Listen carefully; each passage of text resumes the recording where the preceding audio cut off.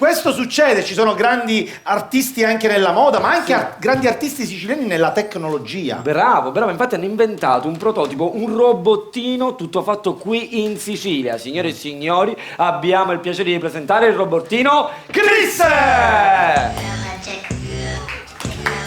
Guardate che bello. Guardate che bello, guardate che bello.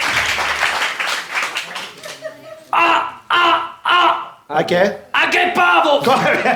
Tipico palermitano. Prendiamo le istruzioni. Le istruzioni. Anche Allora, ecco. io ci ho giocato tutto oggi pomeriggio, è veramente un prototipo di robot eccezionale. Pensate, lui fa anche tipo i rimproveri ai vostri figli, che è una cosa che è veramente carina. Allora, partiamo con il rimprovero standard siciliano.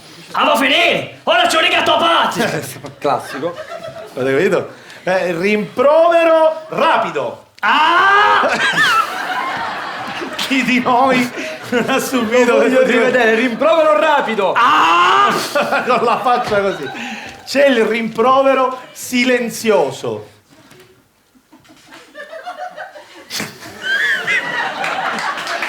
Assolutamente il più pericoloso. Grande ragazzi, ma pensate che potete acquistare questo robottino perché lui è ecologico, non si ricarica tramite pannelli solari ma tramite... Panelle e cocche!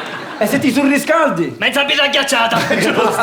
Low battery, attenzione, batteria scarica. Batteria piccannente! Ecco Per in la siciliano. precisione siciliana. Posso passare in modalità risparmio energetico? Sì, fai. Nanecca! Sì.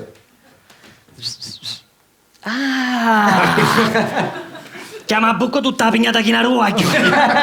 Batterie ricaricate! Ok. Allora lui può trasformarsi in un oggetto. Vediamo oggi in che oggetto si trasforma. Modalità trasformazione. Modalità trasformazione attivata, trasformazione ascensore.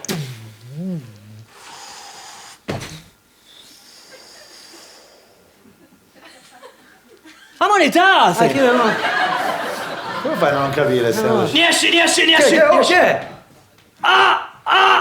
A che paese? No, possiamo dopo, eccolo fuori!